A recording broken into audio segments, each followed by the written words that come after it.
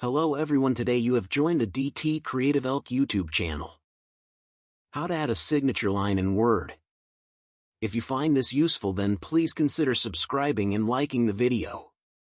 Go to the top of the document and go and click on Insert. You need to go and find the option for table and go and click on it, and what you want to do is insert a 1x1 table, so click there. Now what you need to do is make sure it's selected. You can also click on the table design at the top. Then what you can do is come into the borders, and you can go and choose the thickness. So in this case, I'm going to go and make it 3, and then we can go and click on the arrow below borders, and you can select no border. And then what you want to do is select the bottom border, and there it is. So you've now got your signature line.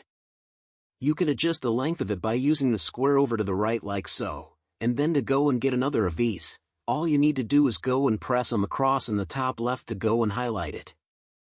Right-click and press copy.